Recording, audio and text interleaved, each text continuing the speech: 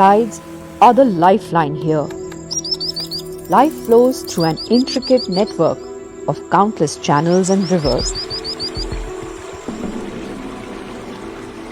A large portion of this vast tract of forest goes underwater twice every day. Lives of every living being, including humans, are tuned to this tidal clock. Silt carried by the Ganges, Brahmaputra and their distributaries over thousands of years has shaped this land, creating the world's largest delta and mangrove forest. Fresh water flows down the rivers and mixes with the salt water from the Bay of Bengal, creating a unique chemistry. This chemistry has not only nurtured an unparalleled biodiversity for thousands of years, but also created a massive protective wall-like mangrove forest that saves Bengal from the wrath of the cyclones.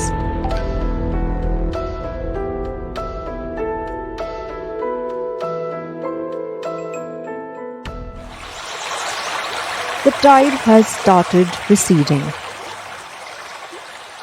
Slowly, the mudflats emerge. The entire Sundarbans is now waking up.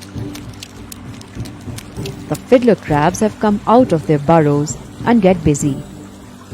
They have only a few hours to get all their work done.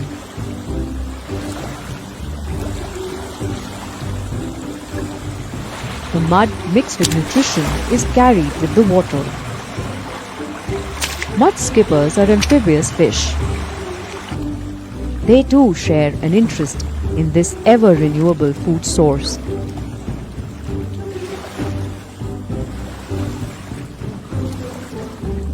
Birds go into feeding frenzy. While some are residents,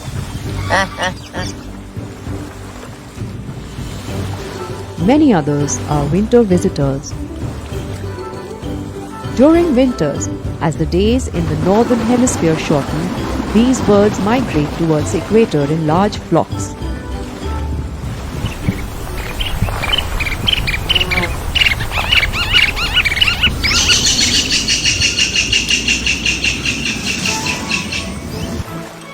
The brown-winged kingfishers live in mangroves throughout the year. They are active even during the high tide. Some raptors here are excellent at catching fish.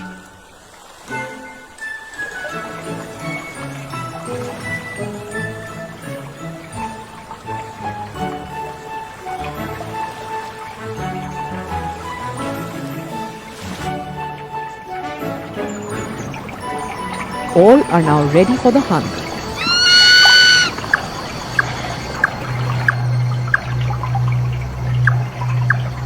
Puffy fish owls, a speciality of Sundarbans, can fish even at night with utmost precision.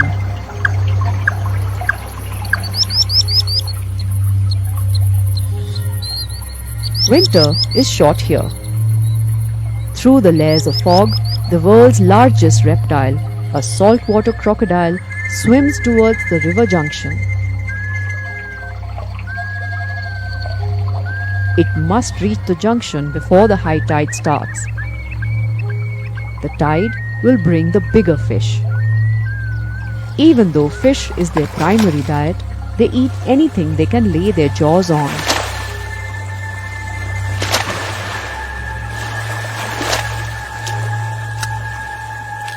Their deceiving camouflage turns many animals into their prey.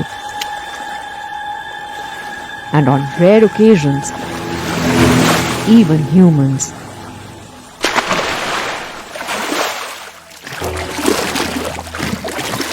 By artificially hatching their eggs in controlled situations, the Forest Department has revived this species from near destruction.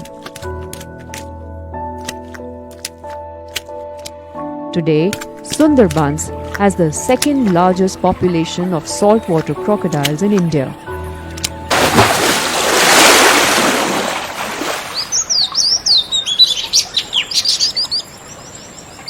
The northern river terrapins are commonly known by their scientific name Batagur Baska.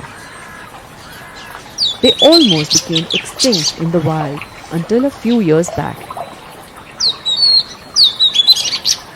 The Forest Department is now gradually reintroducing them into the wild through breeding programs.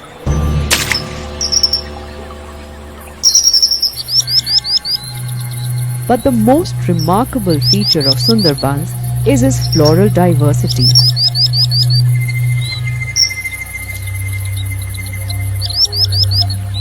The halophytic plants are dealing with the tide every day and night. Their special adaptations make them extremely resilient.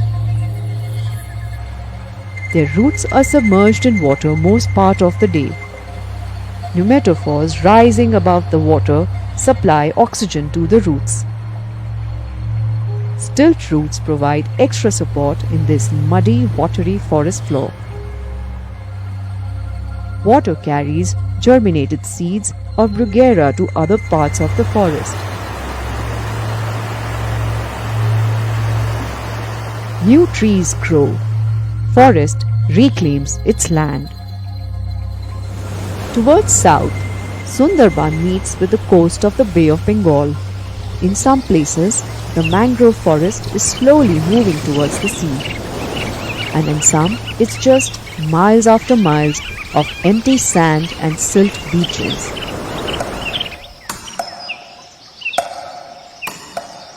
Fresh water is scarce inside the forest. Animals frequent the man-made water reservoirs near the forest watchtowers. The animals can only survive here by constantly being on their toes.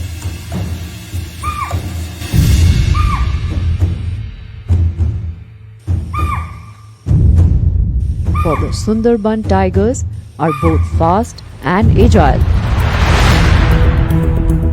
be it on land or in water.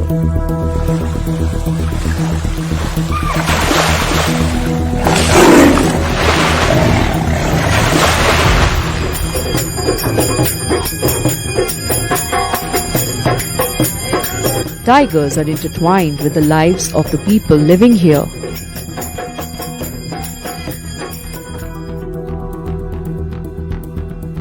During the second half of the 18th century, the British started building settlements by cutting down the dense forest. Hunting the mangrove tigers became a symbol of royal valor. Possibly during this period, the conflict between man and tiger started. It is a common belief that tigers here are specially adapted. Compared to tigers found elsewhere in India, these swamp tigers are more agile and astute. The Sundarban tigers even prey on fishes, crabs, and sometimes venomous snakes.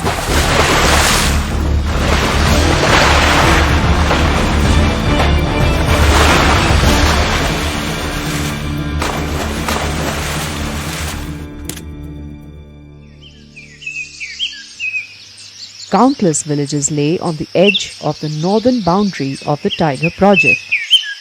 People regularly ventured into the forest for fish, crab, and honey. The Forest Department permits local fishermen and honey collectors to work only in a certain part of the forest. পশ্চিমী ঝঞ্ঝার ধারা তৈরি একের পর এক জলীয় বাষ্পের দেওয়াল কোথাও না কোথাও এই উত্তর পশ্চিম বা পূর্ব উত্তর ভারতের কনকনে ঠান্ডা 3 crab hunters are trespassing into the forbidden part of the forest secretly, avoiding the surveillance of the forest patrol. This tiny oared boat is their kitchen cum dining cum living room for the next 8 to 10 days. They are casting their thread lines right by the edge of the forest. Crabs collected from the last night's lines are then collected inside the hull.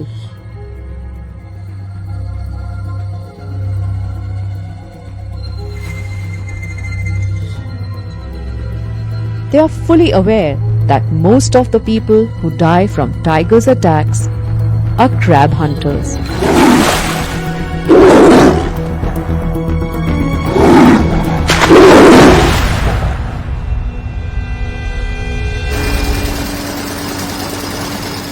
poverty the only reason that forces people to break laws, risk lives?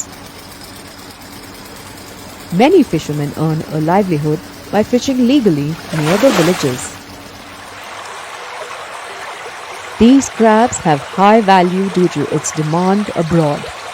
This lures people to gamble with their lives as a temporary occupation. Efforts have been made to encourage alternate professions with awareness drives in villages.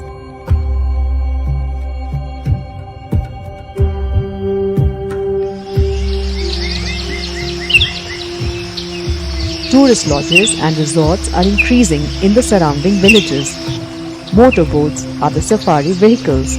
Tourism has already become a dependable source of earning for the locals. Forest Department is providing continuous support towards developing responsible eco-friendly tourism infrastructure. In the Indian Sundarbans, there is only one instance in the last few decades of a tiger entering a village and killing a human being. Although tigers venturing into villages to hunt domestic animals is not a rare event.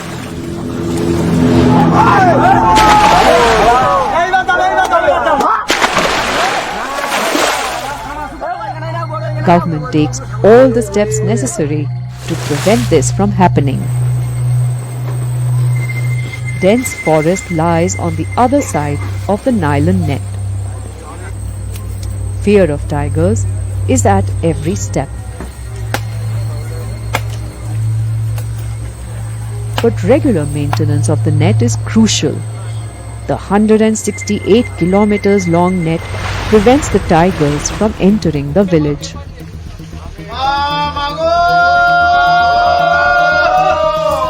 Workers from the Forest Department are moving inside the forest to place camera traps. Lack of visibility, soft mud and the hard pneumatophores are making their venture quite challenging. Danger lurks everywhere. These cameras are being placed at spots where tiger movement is most common. Few hundred of these cameras shall record tiger whereabouts from various parts of the forest. This is the most dependable method for tiger census and understanding tiger movement. But to know the exact location of a particular tiger, there is the radio collar.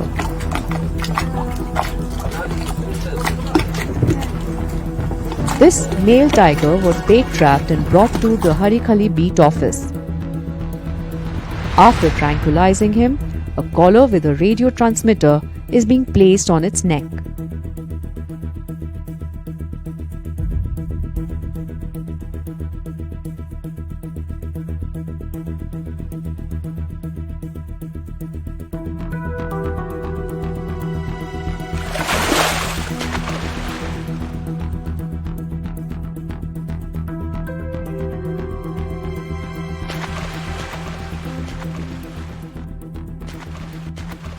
Once released back into the forest, his precise location can be monitored.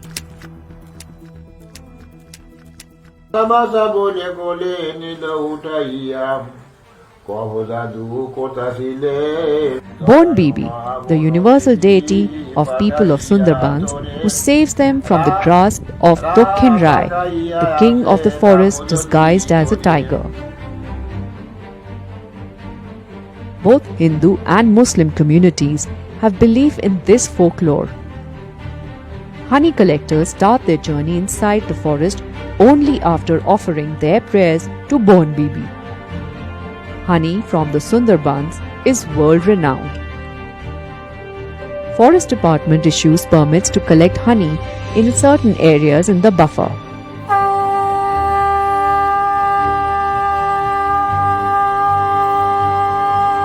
The department also buys the honey at a fair price.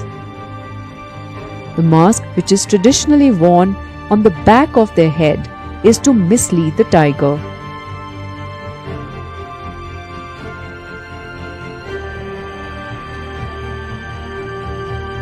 But these days, the government and the locals are worried about a much larger threat.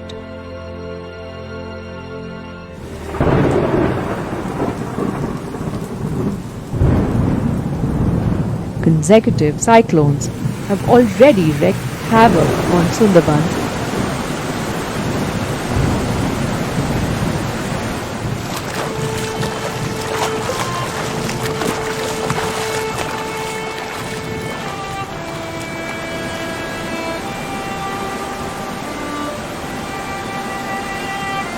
And in this dynamic landscape, there is hardly any hope for the situation to improve.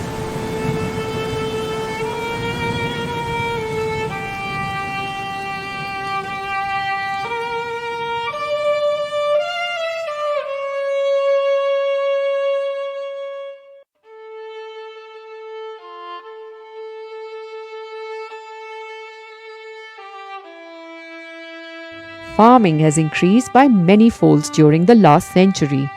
So has the use of river water. Numerous dams and barrages have been built on the rivers to restrict their flow.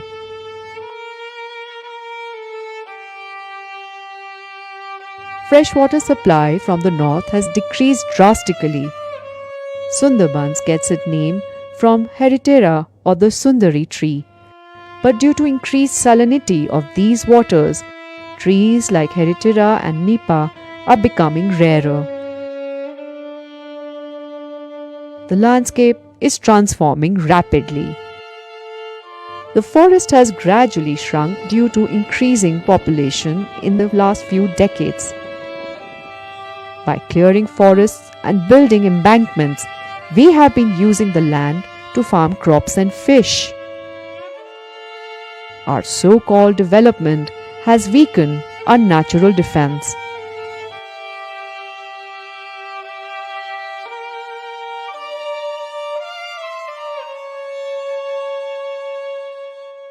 Now the state government has taken a lot of programs in this, one of which is plantation of mangroves.